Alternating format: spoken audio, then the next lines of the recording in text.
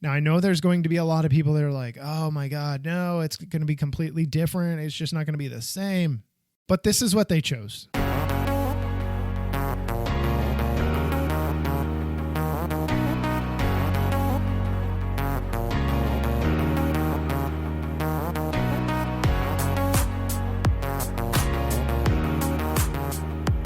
This is News on a Tuesday, and another edition with a lot of things to talk about, believe it or not. And last week was kind of dry, and you always get those moments where things just explode, and that happened last week, later in the week, and then obviously you're hearing this right now, but on Monday, there was an announcement made through the upcoming season, or for the upcoming season, and the Future of Ninjago, and I wanted to jump into that first.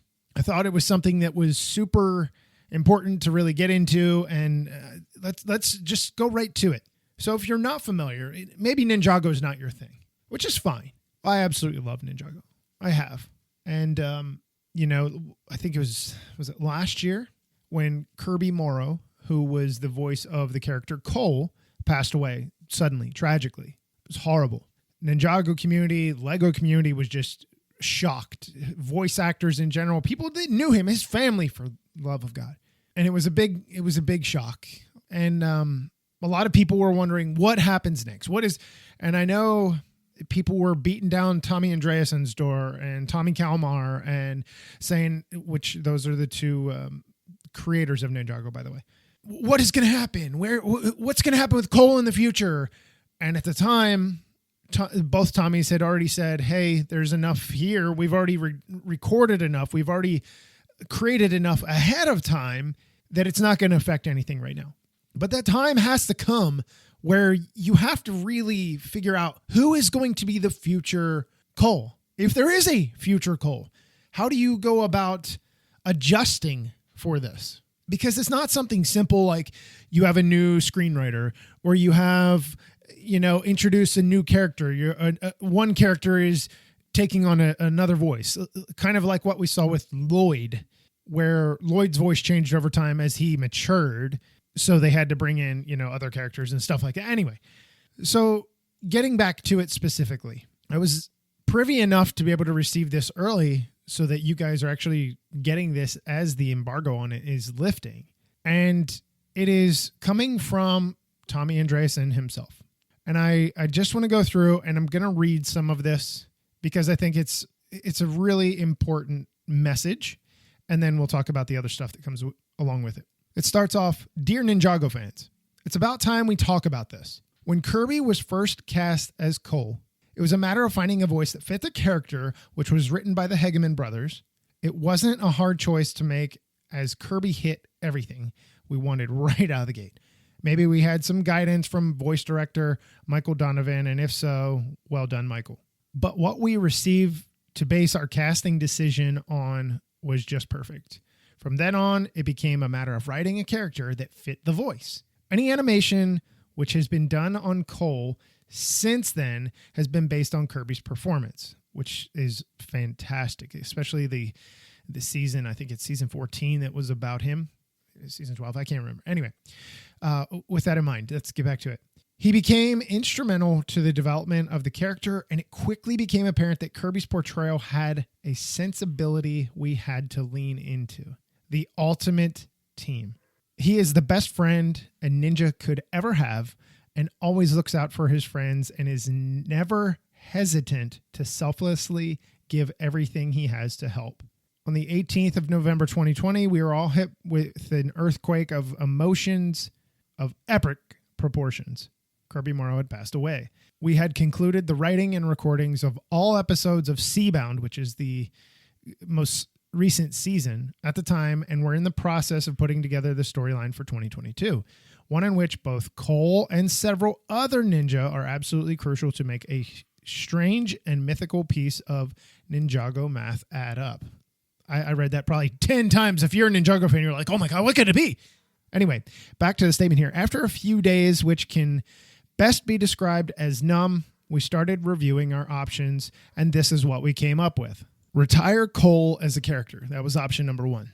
And they go on, and I'm not going to read all of this of everything that had happened, but there was too much that Cole had done in his time in the show, still part of the show, that retiring Cole would leave too much of a void in it. And I mean, the other thing is, Tommy had mentioned it would also betray all the hard work that Kirby had put into crafting him.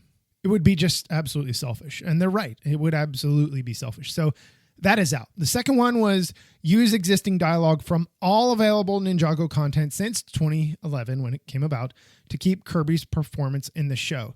They said there's over 50 hours of content. I guess this is just from Cole, by the way. And I said it was not very enjoyable time. And it was something that it's just not going to work well. You're not going to get the same depth and complexity that you would with Kirby's performance based on other things, transferring it into something, a new story moving forward. It's just not going to work. So that was out. Absolutely. Then the next one was come up with a story reason that Cole wouldn't speak. They said this was dismissed immediately. Ideas like Cole has gone in a catatonic state of depression and does not speak. Cole has suffered a hit to the throat, or Cole has taken a vow of silence, just didn't fit. He's there to help and provide comfort, and he's a part of the cast. So the last one, recast. Now, I know there's going to be a lot of people that are like, oh my God, no, it's going to be completely different. It's just not going to be the same. But this is what they chose. And here's their reasoning behind it. And here's the new person that will be taking over the character of Cole. Hopefully this choice is obvious given the above, right? All the things that are no good. We must remain true to the character Kirby shaped. Cole is crucial in the 2022 story, and the world and Ninjago need Cole. So recasting it was very hard and emotional one at that. The first thing which stands out in Kirby's work as Cole is his authoritative, hoarse voice. If you've ever watched Ninjago and have seen Cole, you know exactly what I'm talking about. It is a very unique voice. This is a guy you can trust, but the compassion in his interaction with other characters, which really makes him come to life and become a real person. And then in action scenes, you have a wild fluctuation between courage and controlled panic. We needed an actor which could pull that off, but equally important, we needed an actor who would apply himself to the role and be comfortable doing it. Though we were looking for the likeness of the Cole voice we know and love, we were not looking for an imitation. That would be disingenuous. We wanted a sincere and real performance from an actor who would give his own unique approach and talents to Cole. Please welcome Andrew Francis. Andrew is already a longtime member of the Ninjago voice cast and has portrayed colorful characters, memorable characters at that, such as Shade, Beta J137, and the Master of Wind himself, Moro, which is an amazing season. And Moro was a tremendous character. We hope you will greet and support Andrew and welcome him with open arms and a hearty Ninjago. Yeah, we all know what that is, right? We are confident we made the best possible choice, and the voice recordings for 2022 has crystallized our faith completely in Andrew as a worthy successor to Kirby. You will hear Andrew's first performance as Cole in a series of short films in early 2022. So that is the statement coming from Tommy Andreasen and the Ninjago team. I think it's very important. And here's what I want to see. And I hope I don't see the opposite. I know how passionate Ninjago fans are. I hope that they are able to open up their minds and arms and give this dude a hug and bring him in and not shun him and not hate on him. You're not Cole. You're not doing it the right way. Cole would have done, because there are those, just like there are with any kind of thing out there in the world. You have your haters. You see it all the time. I hope that is not the case here, because he's a really interesting guy to bring in who's already been a part of the fold in a very iconic season. And now you're seeing him move forward. It's going to be different. It's always different. You just have to roll with the punches. So please, please don't send hate mail. Think about it, how you would feel, and think about what Kirby would say. Kirby would not be disrespectful like that. You know that. So please don't do that. That'd be really silly. So the next thing here is the next round of the ideas. Lego ideas projects were chosen, and I thought it was kind of interesting. So if you live under a rock, or maybe you just haven't been around, Lego recently, which would be a mistake, of course, the first 21 review results are out. The first one is the Jazz Quartet. I think this was a definite yes. I don't personally know what I would do with it. It is actually a pretty large set from the fan model here. I'll be curious to see what they can do. I do know that if you were to throw movement in it somehow, which would be a nightmare if this wasn't completely redone, it would be really neat if movement was involved. I just don't really see it happening. But I do like the set. I think it's kind of interesting. But again, I don't know. What do you do with it? I have a hard enough time, and I'm not talking about size here, but I have a hard enough time trying to figure out where to put the Titanic and really make it look like I've got my spot. It just still, what are you doing with a almost 5 foot long model? It's just weird. But this would be something I could see on a bookshelf, on a bookcase somewhere, stuff like that. The other one that was chosen was The Office. All right. There are people that fall on one side or the other, and it doesn't seem like anybody falls in the middle. You either love it or you hate it. You hate the idea that we're getting another set that is from a television show, or you love it. You hate it that is so kind of bland looking, or you love it because it has all the minifigs and the characters. I love The Office. Maybe just as much as I love Seinfeld. I've seen all the episodes multiple times, whether it be on TV or watching it live or watching it on Netflix. And I always have The Office on. Whenever it's on, it's usually on my TV. With that in mind, this will put to bed the Office models that are currently in Lego Ideas or might be in the future. Here's what I like about this. I love the idea of The Office. I think it needs to be jazzed up a little bit more. It seems like it's just missing something. Maybe they'll find a way to do it. I'm sure they will. The design team is phenomenal. Sam Johnson and his guys and gals are just fantastic at doing this stuff. I just hope there are things in there that are hidden in there that are iconic scenes from certain episodes of certain seasons. They have to have that kind of stuff in there. You just have to, or else you're not getting anything really great. So with that, I like that idea. If that's the way it goes, cool. I would buy it. It won't be something that I keep built very long. I just won't really do that. Like my Seinfeld one has already been torn apart, put away. But the other thing is, if you're having all of these minifigs in there, and there are a bunch, there's one for every character, even characters you might not really consider to be main characters, had main parts in the show. It was some of the best writing and character development that I had seen for such a broad cast of characters. It's phenomenal. So I understand why they have all those in there. But to me, it's almost like you're buying a people pack with a set wrapped around it. Here's what I don't want to see. While I love this, I don't want to see the lights, the big lights like they had on the Seinfeld set. Oh, I hate those. They didn't do it on the Queer Eye set. I hope they don't do it on this one. Just keep them off. They're not in the design. I just hope they don't get added. I don't want to see that. That's a waste of parts in my mind. And I like the clean look on the top. However, I don't know where most people stand on this. I find it fascinating that some people are gung-ho, all in, and then there's other people that are like, nah, dumb, stupid, don't like it.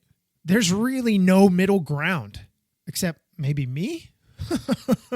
I like it for my own stupid reasons, but I think a lot of people are really, this is a really polarizing set in what I've seen from a lot of people. So I don't know where this is going to go. The last one here is the Snow White and the Seven Dwarfs. Is it dwarves? Anyway, it requires further review. If I'm not mistaken, we saw this before. I can't remember where it was. But with that in mind, I like the idea of this. If you don't do, and I know April and Dan and I and Brian had talked about this a little bit, if you don't do custom heads for the dwarfs, I feel like I'm saying it wrong. Then I feel like you're not going to get a complete representation of what they are.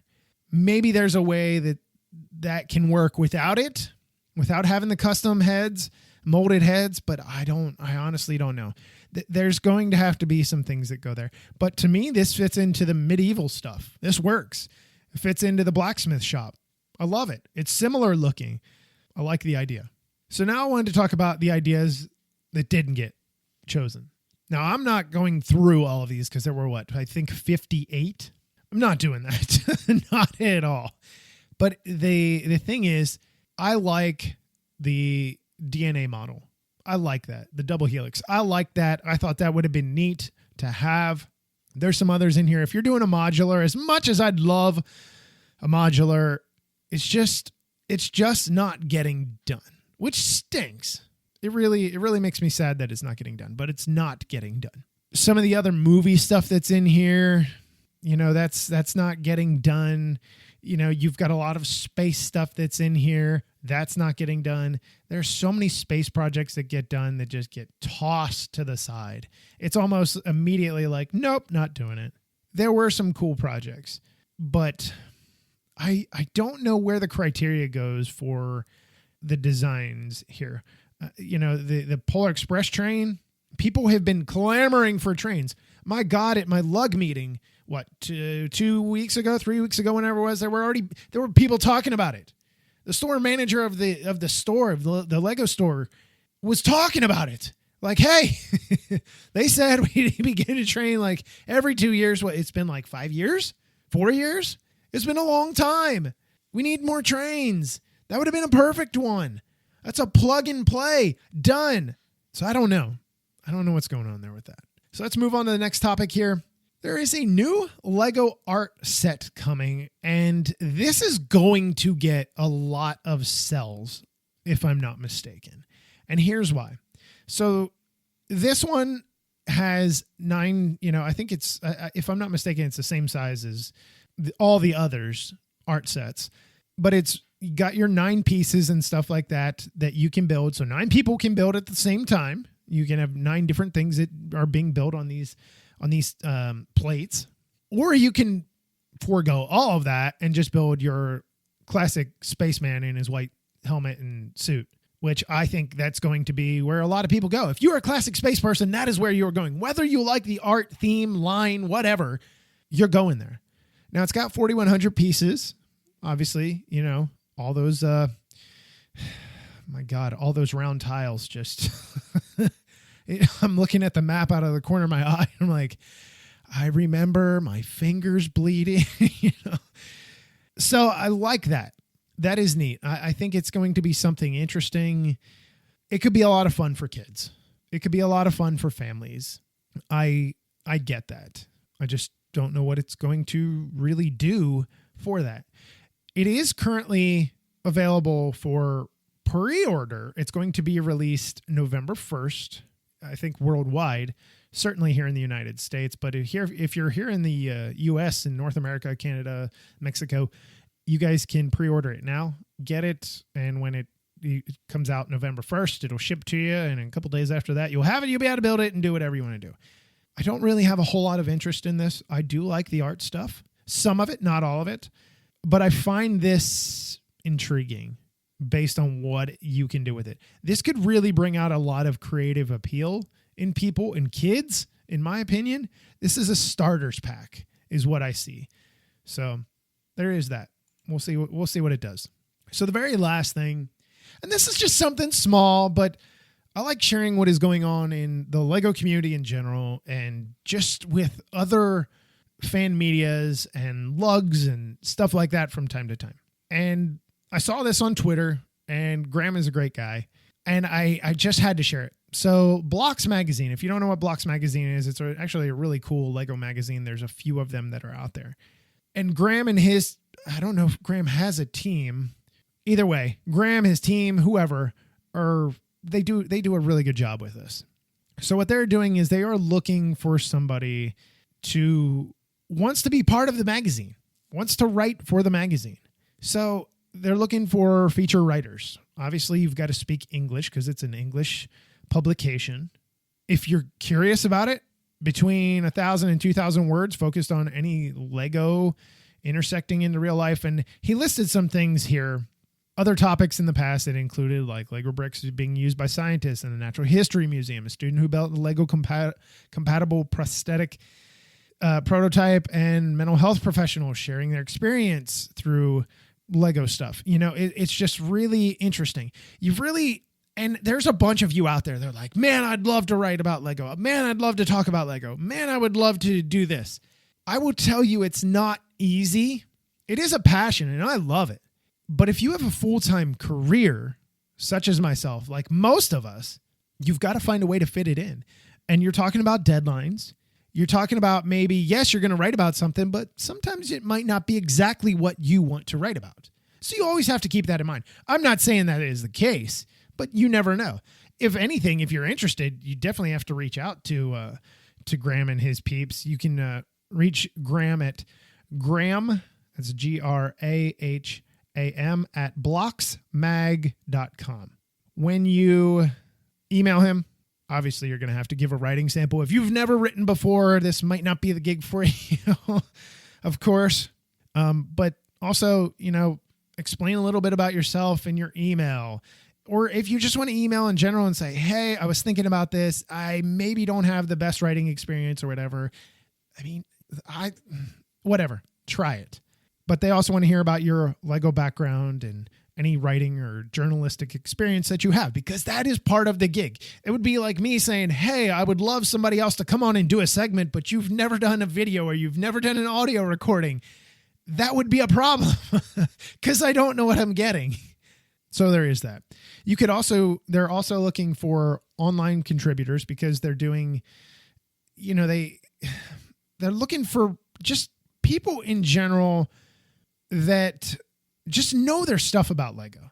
There's stuff with reviews and doing other online stuff or building. If you look at something where you build models and you're taking these 10 random pieces and you're able to create this fantastic start to a model with great techniques and stuff, that is something to write about. That is something people like to read. I like to read it. I'd rather listen to it. It helps with my comprehension because my ADHD is just atrocious when it comes to reading and trying to receive all that information. But with that in mind, if you are curious, Graham at blocksmag.com, and, tell him I sent you. Hey, Matt said that you're doing this. Yeah, Graham knows who I am. And depending who you are, I may be able to vouch for you, but we may have to have a talk first. Just kidding. Anyway, with that said, that is wrapping up this rather long News on a Tues segment. I mean, it is an episode of its own, but it's not a numbered episode. But my God, there is a lot here to unpack and unravel and stuff like that, plus the Ninjago stuff. So with that in mind, we have 2 reviews coming this week. They are some dated things. I got to get them off the board. We do have a guest that is going to be coming up here in a few weeks that does YouTube videos for some Lego stuff that you may or may not be interested in. We're going to talk about one of the more expensive sets that is currently available that you can really do some really cool stuff with. So that's all I've got for this episode. And until we meet again, I'm your minifig ghost, Matt. Let's build on it.